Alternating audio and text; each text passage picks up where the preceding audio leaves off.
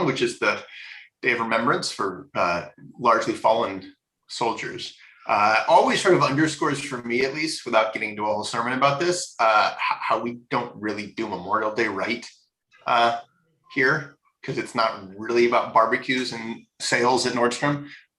It should be more about people who serve and who have fallen defending our nation. But there's my little soapbox for the morning. Merle, so nice to see you. You're muted. That's okay. Good to see you too. Right. All right. So we're gonna get right to it here today, because we have. Hello, Rabbi. Good to see you. Hi, Donna. Nice to see you too. So we're gonna get right to it, because we have the Torah portion today. Actually, this week I should say is a double parsha. Right, as many of us know, there are 54 portions in the Torah, 52 weeks in the year, plus a couple of holidays. But we try to get through the whole thing every year. So there are 7 parshiot that in any given year are eligible, I suppose, to be doubled. And this week we have that, Tazria and Metzora. In some years read separately, this year read together. And it's every bar mitzvah or bat mitzvah kid's favorite Torah portion to get, or not, since it's basically, Merle's laughing, right? Because it's about leprosy and skin diseases. And at first read, kids are like, what on earth am I going to say about like this, right? Oh, by the way, and like sexual impurities also. So that just makes it even better for a 13-year-old, right? So it's, but I actually think there's a lot, and the rabbis create many, many different layers of meaning and tease out all sorts of interesting things from these sort of pretty detailed descriptions as to how we are meant to treat folks when they come down with a disease like this. And as you see, once we kind of get into this today, I think that we oddly, given the year that we've all lived through and a pandemic and deadly virus and all of that, I think this parsha has a whole new degree of relevance, perhaps, than at least I can remember it ever having in my experience, with the possible exception of last year, because this parsha came up just as the pandemic was getting underway last year. So that's where we are. I'm going to share my screen if Hannah gives me the permission to do so. Thanks, Hannah. Okay. You're welcome. All right. So here we go. I'm going to make this a little bit bigger. Hopefully everybody can see this. Let me just play with my, how do I do this? Hang on, everybody. Bear with me for just a second. All right.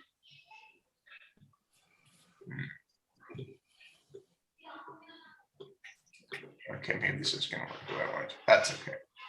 Keep you all over there. All right. So we're here a couple of weeks still into the Book of Leviticus. Chapter 13, verse 38 is where we're going to get started here. And we'll, like I said, we'll get right to it. Does anybody want to volunteer to read a little bit of Leviticus for us? May I? Sure. Okay, I'd love to. In honor of all our fallen who are so brave. If a man or woman has the skin of the body streaked with white discolorations, and the priest see the discoloration of the skin of the body are of a dull white, it is tether broken out on the skin. They are clean. If a man loses the hair of his head and becomes bald, he is clean. 41. If he loses the hair on the front part of his head and becomes bald at the forehead, he is clean. 42. But if a white affection streak with red appears on the bald part of the front or at the back of the head, it is a scaly eruption that is spread over the bald part of the front or at the back of the head. 43. The priest shall examine him. If the swollen infection on the bald part in the front of the or the back of his head is white streaked with red, like the Tazars of body skin in appearance. Number 44. The man has Tazar, he is unclean. The priest shall pronounce him unclean. He has the infection on his head. 45. As for the person with Tazria, his clothes shall be rent, his head shall be left bare, and he shall cover over his upper lip, and he shall call out unclean, unclean. 46. He shall be unclean as long as the disease is on him. Being unclean, he shall dwell apart. His dwelling shall be outside the camp. Thank you. Okay, so right here we have, right, first, hi, Susan. Nice to see you. So we have, here we have first kind of laying out, right, what constitutes this tzarahat, this skin ailment. What kind of, lesions on the skin qualify as tzarahat, what does not, right? That's where this sort of, I think we can clean, unclean kind of has these issues of ritual purity, but I think we can think of it more as sort of like infected, not infected, as it were. And then the last part here, these last two verses, I think are particularly interesting. Looking at this bottom paragraph here, beginning verse 45, right? That someone who's deemed to have tzaraat, deemed to have this skin ailment, right? Their clothes are meant to be torn, and they're meant to cover basically their face, covering their mouth up to their, covering over their upper lip. And the person is meant to proclaim unclean, that they themselves are unclean. And that because they are unclean, they are segregated. They're supposed to leave the camp and spend some time outside the camp, at the risk of drawing the bridge that I'm about to draw with COVID. One might say they quarantine themselves from the rest of the community, right? Okay. So we're gonna go, oops, hang on a second here, just a second. Okay. So we're going to read Rashi here on that verse, right? This idea that the person who's afflicted is meant to proclaim that they're unclean, right? So Rashi takes it pretty basic and says, right, the reason the person's supposed to say unclean, right, is that to let everybody else know, to warn them, look, I'm sick, don't come near me, you might catch this thing. Yes, Sukasa, I see a hand up. By the way, you guys remember, right? I don't think there's any interruptions. So you can just unmute yourself and shout out if you want. You can do a virtual hand. You can put your hand up and I'll try to see if it's Sue. I'm curious why the clothes are rent. Is that because they're in mourning, or is that another way to show other people? Great question. Great question. I think it's a little bit of both, but I think it's also about a sign that person is afflicted. Okay. Great question. Anybody else? Anything else come up yet for anyone else? What do you think about this idea, by the way, of that you're meant to kind of proclaim to everyone that you're sick? I mean, there's a certain amount of almost public shaming, I think, in that, right? Like, I don't know about anybody else, but for the last year, I felt so embarrassed even like clearing my throat in public, right? Mask, no mask, whatever, facial, whatever, like clearing my throat. I feel the need to say, I don't have COVID. I'm just, I swallowed some water the wrong way, but I don't have COVID, right? Yeah, yes, Rabbi. Like, I got vaccinated twice, and sometimes I have, I cough a little bit, not a lot. If I, Yeah. I don't have COVID. Absolutely. So what do we think? I mean, I don't know. Is it fair to ask somebody who's sick to, walk around and tell everybody that? Yes. Yes. For the benefit of public health, the greater good, keep others healthy, to keep others safe. Yeah. Roy? I think that nowadays we probably are a little more uncomfortable with that, in that I think the prevailing attitude is that you don't want to make that individual feel noticed or sort of stand out. I think the attitude back then, and even within my lifetime, it was more like, okay, we need to deal with the public good, and therefore the individual needs to be considered that, and therefore has to indicate that they're ill.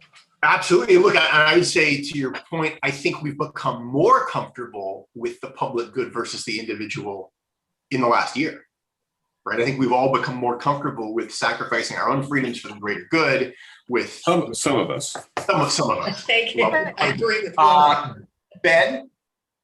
I think that's a form of discrimination if you single somebody out because they have a disease Right. that they say you're not going to hire them because they have XYZ disease. Right. So that would be illegal today in the United States. Right. I mean, like you think about in the 80s, right? You know, in the AIDS epidemic, AIDS crisis first came about, and discriminatory practices and healthcare workers who wouldn't treat someone who was infected with AIDS and all sorts of things. Yeah. Sukasa? What about the idea, like if somebody has measles before, Right.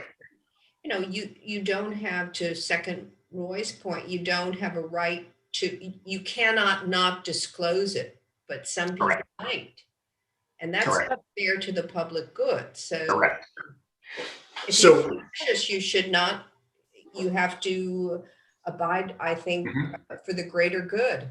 Absolutely. So on this point of public good, we're going to hit the next couple commentaries, and then we'll spend a lot more time kind of talking about all of it together. Surah HaArok talks about this in this notion that the person is meant to cover themselves up to their lips, right? This is a pretty timely, as is Ibn Ezra, a pretty timely comment here. He says, what that means, that he clothes himself up to his lips, that means that the person is to keep his mouth covered so that his breath does not offend anyone around him, as it contains bacteria that's harmful to others, right? In the same vein, Ibn Ezra, right? He shall cover his lips with his garments, right? Referencing something from the Psalms. But the point is that he should not infect others with his breath, right? Seems like these guys, millennia ago, close to it anyway, understood the value of masking. Yeah, Roy. Just a kind of a quick diversion. Who are the two rabbis that commentated Torah HaArok and Ibn Ezra? I'm familiar with Rashi, but I'm not familiar with these two. So I'll start with Ibn Ezra, who, a well-known commentator from about 1,000 years ago, right? 11th century. And Sur was a little bit later, Spanish Talmudist. Some of us were together, 3-4 months ago when we talked about the Golden Age and the Enlightenment in Spain. We did a session on. So Right. He was 13th, 14th century. So I'm gathering Ibn Ezra's all, they're both Sephardic then, right? Yes. Part of that intellectual milieu. Yes. Exactly. What happened to my? Oh, I lost my text. Okay, right. And the last, and this sort of gets back to Sukasa, your question about tearing the clothes as a sign of mourning. Rashi draws this connection that that covering one's face sort of with a veil is also, in some communities, historically was a part of a mourning ritual, right? So a couple of questions here that we'll raise, right? Right. The first question, right? This idea that you cover your lips as a sign of mourning versus to protect others, I think, right? The obvious difference, I'm going to answer my own question, but the obvious difference is that, one is about the communal good. The notion of covering your lips as a sign of mourning is sort of for your own, so that people aren't, your own vanity per se, or others having to see you. You may not want to be on display, Jeff. I see your hand, right? Versus obviously wearing a mask for others. Jeff, go ahead. Am I unmuted? Yes. Fine. Okay, thank you. One of the big present ideas that I've heard regarding these particular parshas is that most of the Surat and issues stem from our unfortunate act of Lashon Hara. Yes. The mouth and the lips become the source of this. And a lot of the warnings here are almost after the fact. They should have been a little more explicit in saying that this is something that comes from your mouth through your behaviors and your responses and the Lashon Hara that you actually engage in in society. It's a great point, Jeff. I'll make a quick plug. Anybody who tunes in tomorrow morning for Shabbat morning services, you'll hear me talk a lot more about Lashon Hara tomorrow morning. But for those who I'm know, sorry about. no, it's totally fine, Jeff. What Jeff's referring to is this notion, and here's the interesting piece to me. The rabbis come along later and offer the explanation that this skin disease was punishment for gossip, for Lashon Hara, right? Now, what's interesting to me, though, is that they don't come up with the prescription to cover one's mouth. That's in the text, right? That's in right. That's right here in verse 45, right?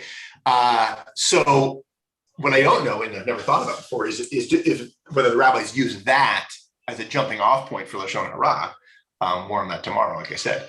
But I do think it's an interesting point, Jeff, that one of the remedies or one of the prescriptions is covering one's mouth. And it's an interesting connection, certainly, to this idea of Lashon Hara. Jennifer. Hey, hi. Good to see you. Everybody. Good to see you and everyone. So I was just thinking exactly, what Jeff said about the Lashon Hara, and also, very close to the Greek also conception that the skin diseases mimic an intrinsic internal either imbalance or imperfection in some way. And then I also was just thinking it's such an obvious, the whole thread of disease, plague, and so the tremendous responsibility resting on the shoulders of those who unfortunately then develop that condition to remove themselves from the community. Well, I think, right, there's the interesting, I think, dynamic here, which will play out more as we get through some more of the text, between the afflicted individual being quarantined, as it were, to use, our parlance today, by the community, right? Yeah. Being exiled by the community versus the individual having their own responsibility to protect the community from themselves. Right? Now, I wonder, though, the person who already has not restrained their Lashon Hara, how likely is it that then they're going to say, oh, and also, and then, of course, they're going to go around and proclaim that I'm, this is the next question, Tamed, that I'm unclean, like, right? I hope they would, yeah. But, so, thank you. I've got a question. Is Lashon Hara just the perception of gossip? And is it, I'm thinking of people where, where people have hidden disabilities or hidden illnesses that you don't necessarily see. Like, I'm asthmatic, so I cough and people, even if I'm wearing a mask, people look at me and like walk 10 feet away. Right. But is this also something where, people, and I don't think it's the same as gossip, where people criticize or make fun of other people when they see their disabilities or they see them doing something that isn't necessarily what they think is the right thing. So is it more than gossip? I would certainly throw all of that. Look, literally, right? Lashon Hara is the evil tongue, evil language, right? Many have heard Rabbi Leader mention this in a few different sermons, right? But the rabbis in the Talmud talk about the tongue being the most dangerous parts of our body, which is why it's locked behind two gates, our teeth and our lips. So yeah, Merle, I would say it's, any ways in which we use, I'll say this tomorrow, so I'm not going to go too deep into it, right? But the whole sticks and stones may break my bones, but words will never hurt me. Like, that's a load of, we all know that, right? For sure. Roy asked about my foot. Roy asked about my foot. It hurt for 3 days. It feels fine now, right? But I can still tell you what some kid said to me in second grade that broke my heart. Right. Yeah, we agree, Rabbi. But you know what? Thank God for music and people who encourage and Absolutely. the healing. I love my temple. I love you guys. I just want to say thank you. Absolutely. Thank you. You're welcome. Penina, you're patiently waiting. Okay. Can you hear me? Absolutely. Okay. Well, we are dealing here with leprosy. Mm-hmm. And the covering of the mouth, apparently they had bad odor, literally. And it says here that the odor from their mouth shouldn't offend other people. It might offend other people. So they are he suggested they should cover their mouths. And the leprosy has actual a picture. You could see it on a person, and it's offensive. And I think it's very admirable that they realize that they can affect each other, infect each other. So they are being told to keep away from each other, not just because of this odor that came from their mouths, but they apparently recognize the symptoms of the leprosy. And we know that leprosy was around in those days, and in even during the time when the Romans were already in power. So, and being in the desert, no water and heat and sweat, they probably were very susceptible. And the idea that they recognize they can affect each other, I think it's something to be admired. That they were absolutely right. And I think, to that point, and I raised this a little bit earlier.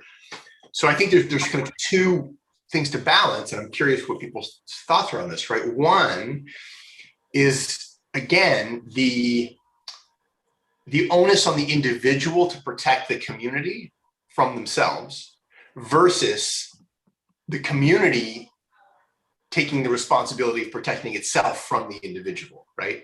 And what is that balance in terms of what is, the sick person's duty or responsibility versus the community's responsibility? And the other is sort of this issue of, I don't know if it's shame or privacy is the word I used here in the third question, but of being forced to, at least based on the text, right? Tell people you're sick, right? We all know many people I deal with this every day, right? People who come to me and share with me that they're sick, but Rabbi, please, you cannot tell anyone. Now, it's not necessarily issues of contagion, but you can't tell anyone, please, please, please, Rabbi. So sort of where's that balance too between wanting to protect an individual's privacy and respect that, but yet, communal health and the public good? Thoughts? Right. All right. The tome comment has a dual meaning, it seems, because most of this affliction is attributed to immoral behavior or speech, that they are not just unclean from the disease, but they are the type of individual who needs to be isolated so that this gossip mongering and other effects that he could impart on the community are prevented. It's not just spread of disease, it's spread of moral turpitude, so to speak. Well, Penina's shaking her head, which is great. Penina, tell me what you think, and then we're gonna get to this a little bit more. I think that to put a coat of misconduct is cruel of somebody who is really suffering already from this terrible thing.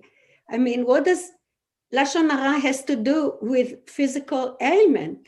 They were getting sick over there.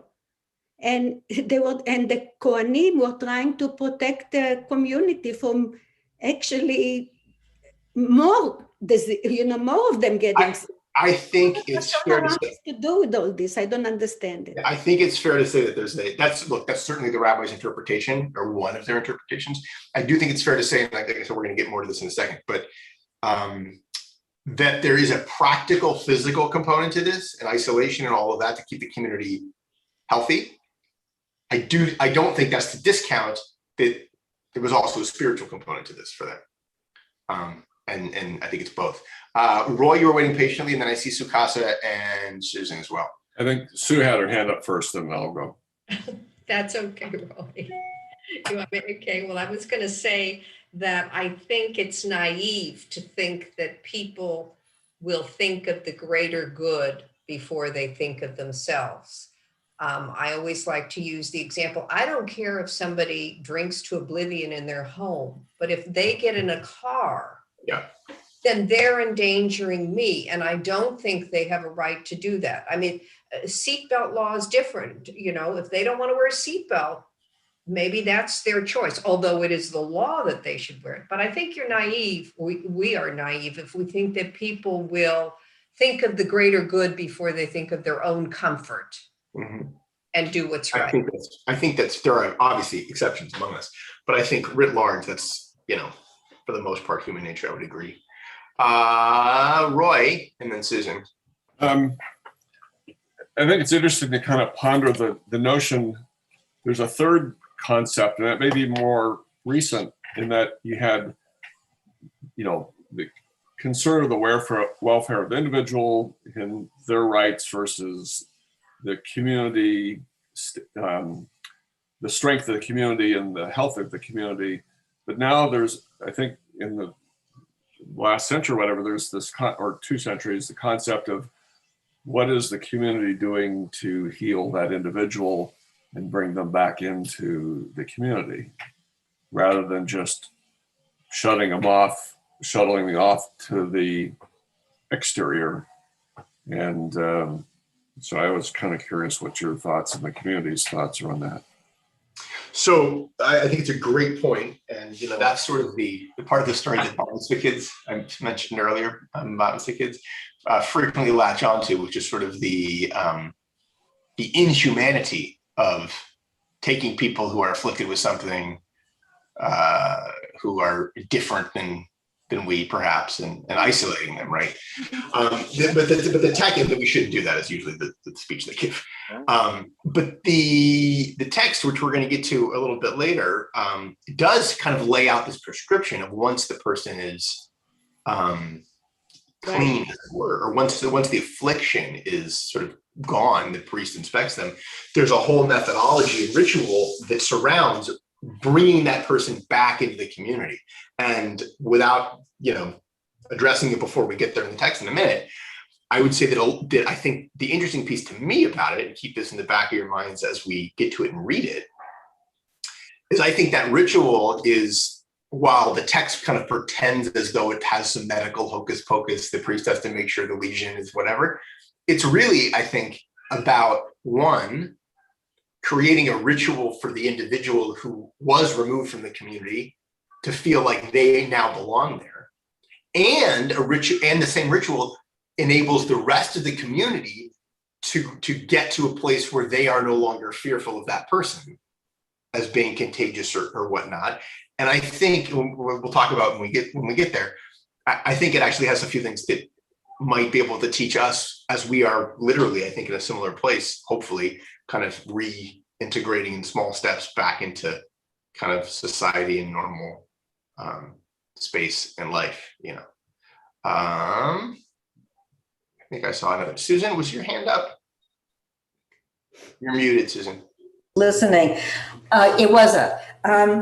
One, I think we have to really distinguish between contagious and non-contagious. Yes. We really have to do that in this whole situation, and give the rabbis the benefit of the doubt here, and even the Torah, that they were concerned about contagion for the community. And I think that's a major Jewish goal. I mean, in laws, is concern for the community before the individual, which stands at odds with American law, which is more individual rights.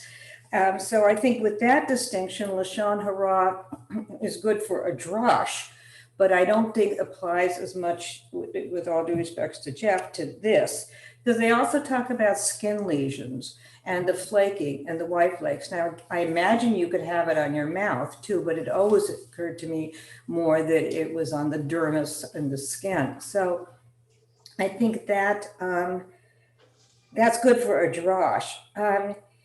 In terms of, I said, protect the community, and it might also be 2 things for the individual. One, for the individual's own protection, because we know that, their current murders with people, we're talking the gun violence and all that, but also murders for people afraid of other people for various situations. Now there were instances where there certainly is in the animal world, where the community, the herd attacks a member that is weak. So that could be one of the things for the individual's protection. And then it also make the individual aware of responsibility to the community. And also the mouth is not just back to the mouth for order, but they obviously recognized germs. And even before germs were discovered, that breath could be a potent communicator of disease. And I like your bringing up the ritual for return. So the individual has been isolated, protected against the wrath of the community, or thinking about his or her responsibility, and then reintegrated in a way that the community can accept too. This person is fine now, and it gives an official imprimatur to the individual who was suspected of Sarah. I sort of think, Susan, it's almost like, they talk now about sanitation theater or sanitation theatrics. Right now that, we've demonstrated that surface transmission of COVID, for example, is not what we thought it was a year ago, and we don't need to be leaving our groceries outside for 3 days before we open, right? Yet you feel better when you go somewhere and you see Clorox wipes everywhere and they're wiping everything down all the time. And, even if that's not actually making a marked difference in transmission, you feel better. And it gets you to the place where you want to be. And I think that the same thing can be said possibly here. This is a ritual that helps the community feel as though that person can be welcomed back in. Guest appearance, want to say hi?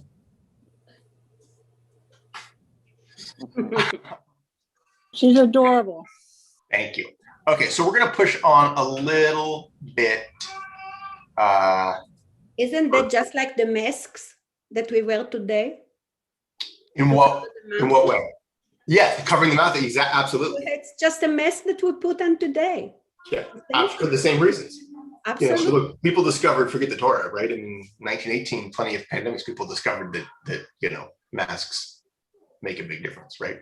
Okay, so moving right along, this is from Babylonian Talmud, right? Back to this notion of that the infected person is supposed to, run around and proclaim that they are unclean, that they're impure, right? So Talmud says, and he shall cry impure, impure. This teaches that the person with tzara'at must inform the public of his distress, and the public will pray for mercy on his behalf, right? The person is not necessarily saying that they are unclean or what have you to warn people, it's to let the people know so that they can pray for them, take care of them, what have you, which sort of gets to, every rabbi's nightmare, which is when someone says to them, Rabbi, I was in the hospital and nobody visited, and you didn't call and you didn't, what have you. And I will say sometimes, I'm terribly sorry. I had no idea you were in the hospital.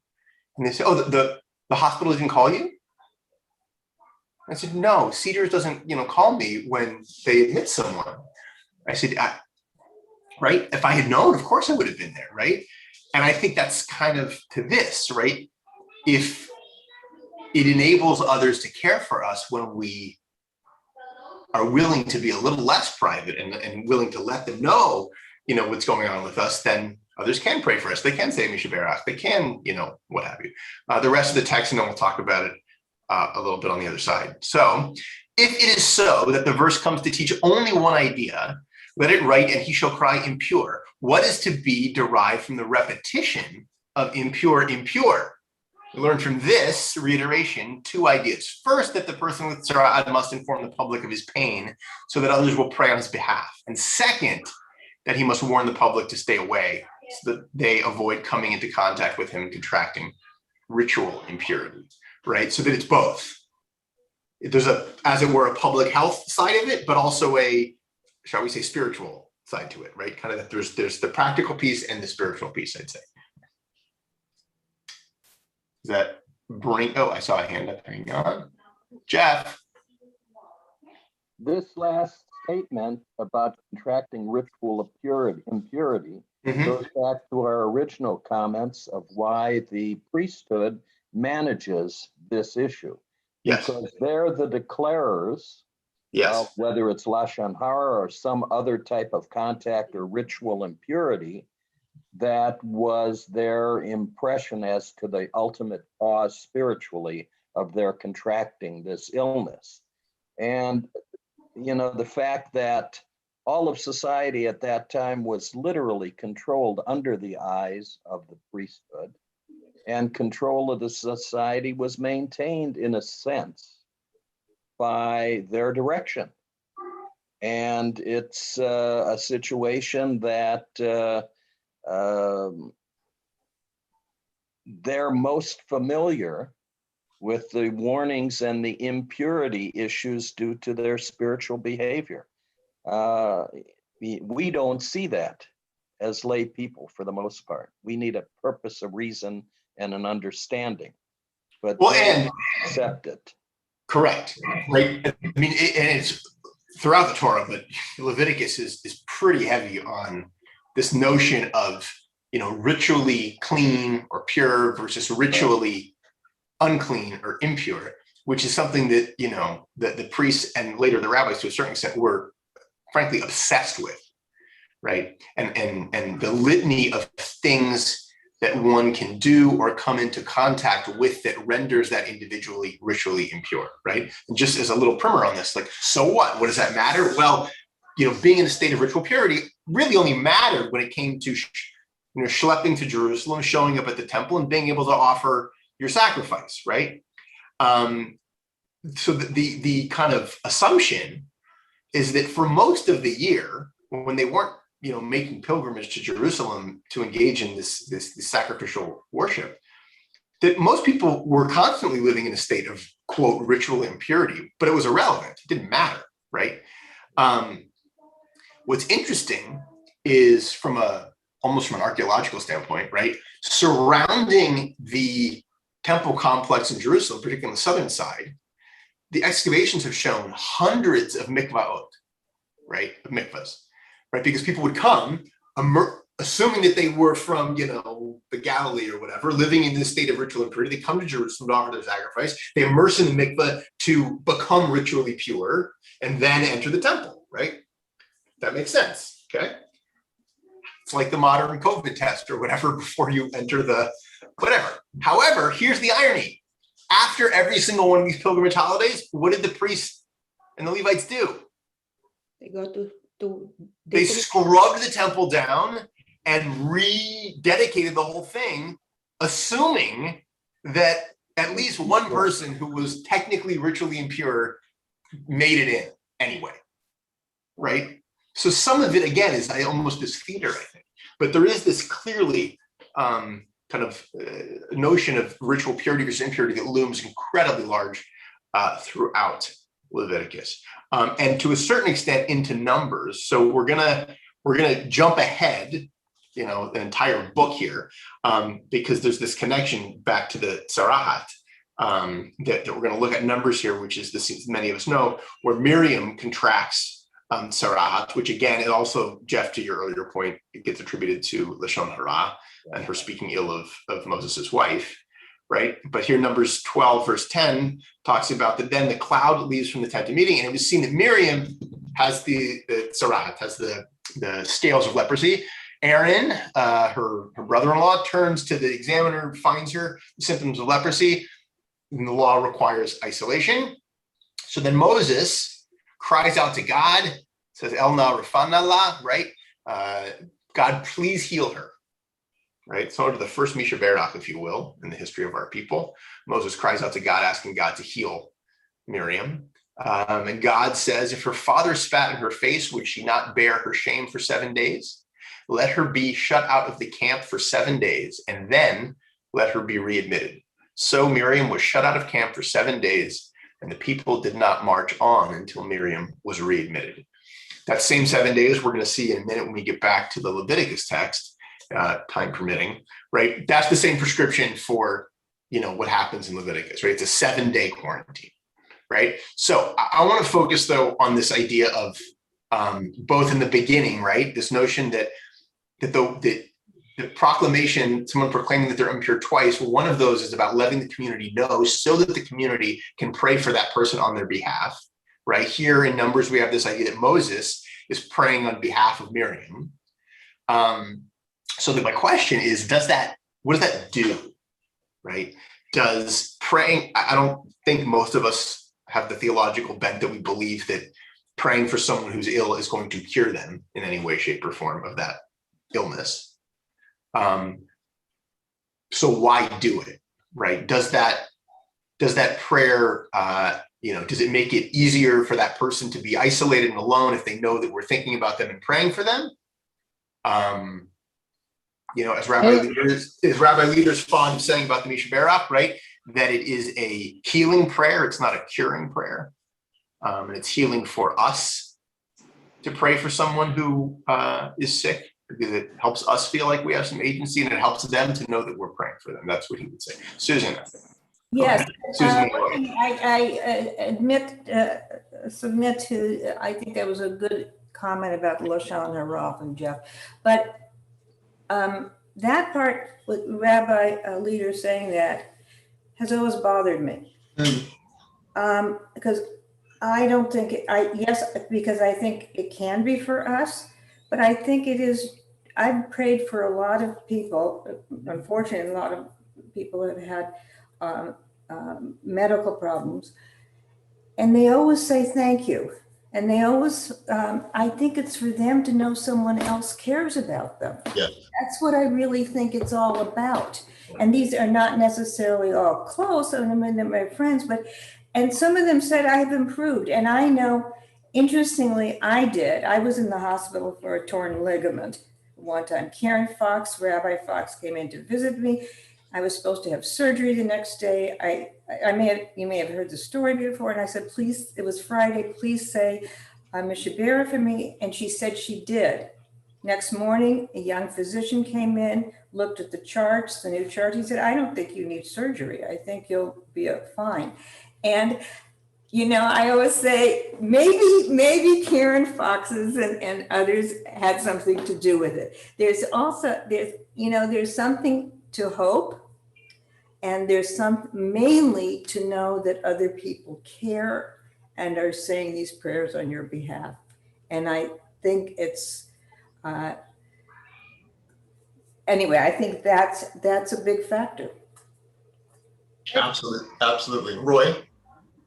I would say it probably be mirroring Susan's last comments about the tremendous beneficial psychological boost for an individual when they understand that others care about them, because it allows that individual to draw on their own inner strength rather than combating against the attitude or belief that they're alone and that others don't care. Yeah. But I think it's I'm working on a high holy.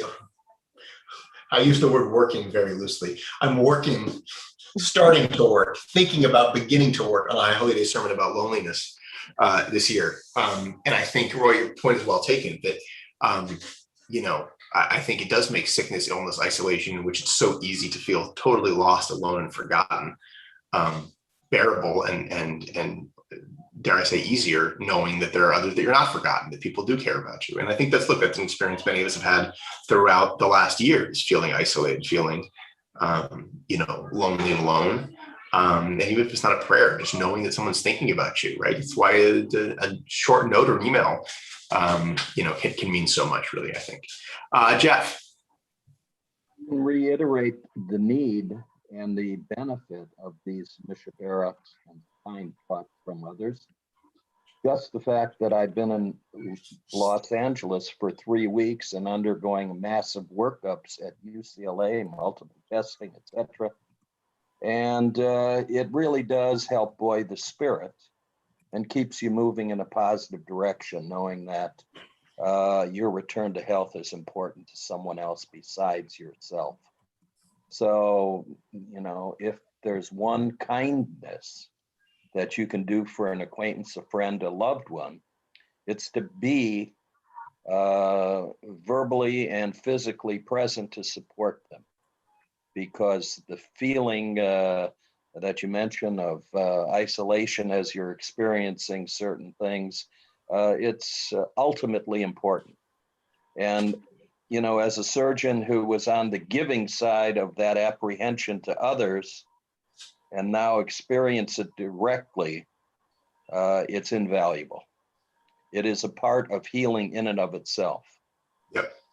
Well, and I think to that point of healing, and we spoke about this, and I want to go quickly because I want to get through this in the couple minutes we have left. Right, we get to sort of what is the ritual, right, that folks underwent to then be deemed, you know, purified so they could re-enter the community, and then what did that ritual look like, right? I'm just going to hit this part quickly, right? So the person who is cleansed, and once the priest determines that the ailment is more or less over, they wash their clothes, they shave off all their hair, they bathe in water, and then they are clean. And after that, they can enter the camp, but they have to kind of stay to the side for 7 days. On the 7th day, they bathe in water again, and then they are clean. And I just want to, this is a kind of a commentary on that from Sefer HaChinuch, which is like, I want to say, Roy, I may get this wrong, I want to say it's 14th, 15th century, something like that. And they latch onto this piece of the person bathing themselves in water. And the comment is that this is not simply about cleaning yourself. It's not simply about the utility of taking a bath, you know, a shower. It symbolizes rebirth and recreation. In the same way that a baby is born out of water, in the same way that someone who chooses to join the family of the Jewish people immerses and then emerges from the waters of the mikvah to a new life and a new identity. And just as the world, we read in Genesis, is created out of water, the experience of illness and of recovery has made the leper, that person, a new person, someone who now looks at life differently. And I think anyone, I don't want to put words in anyone's mouths, but anyone who has a significant health ailment and goes through it and God willing recovers from it, I would venture to say, at least in my experience, does come out of it, hopefully, as someone who looks at life a little bit differently. Rabbi, I'm trying to raise my hand. Yeah. I want to say thank you to everyone for all your beautiful, wise, kind comments, love and kindness in my temple here. I love you all. I want to ask about when you get bat mitzvah as an adult, aren't you baptized to mikvah? Don't you have to do that too? I need to talk to you about that. Okay. No. Okay. But I need to talk to you about the class. Okay. Yeah. No. Okay. Jeff and Roy, are those hands left up or are those new hands up? Left up for me. Okay. I'm taking mine down. It was left up. Totally fine. Well, Aprina, go. They also were told to wash their clothes. Yes. So that's another thing to recognize, that they realize that it's all connected. It's all connected. So, and also regarding the priest, we have to remember that this is a time of autocracy. That's what they did. Those were the people that they have to look up to. And that's the people that they saw in Egypt that were directing whatever it is that the people were doing. So the Kohanim, if they gave the instructions, it was like mommy and daddy of the whole thing. No, it's a certain hexture, And the fact is also that they weren't exposed to water in the desert, and yet they made it to the land and maybe a little bit on the way. So again, I'm saying no penicillin, no cars. And the fact that they recognize that there is a way to at least contain it. And it speaks the best sentence for everybody. I think it's admirable under the circumstances. I agree. And the fact that they were worried about the community, of course, to separate these people, but not banish them. Agreed. That's about it. A lovely nechemta, a lovely note to end on. Shabbat shalom to everyone. Great to see you all. Thanks for being a little bit online. We'll see you next week. Thank you, Rabbi. Morning. Bye, everybody. Thank you. Shabbat shalom, everyone. Shabbat shalom. Love you. Be well.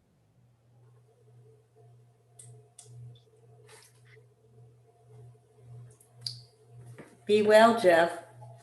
Thank you. I appreciate your kind thought. Yes, I have been. I've got more to go through. It's just timing. I've been here almost 3 weeks in my daughter's home, and I've got to get back to Las Vegas shortly, and hopefully what's needed to be done will be scheduled, and I'll end up coming back. But it's been a tremendous ordeal over the last 3 weeks with testing of all sorts. And Jeez.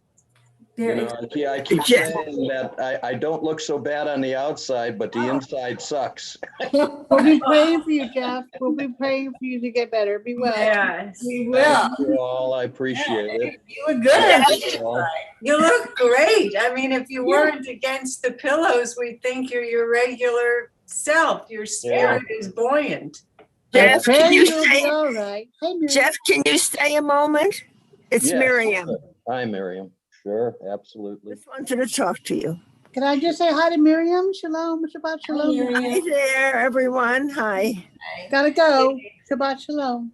Take care. Okay, I'll give you and Jeff your quality time. And I will too. Jeff, we love you. We love seeing you. All the best. It'll be it's a journey, but you get further every day. Well, you know, having been on the giving side of the discomfort, pain, surgical, whatever, in order to heal people, you're a different person when you are the object and receive all of that from someone else. And you know what the biggest issue for me is? Huh.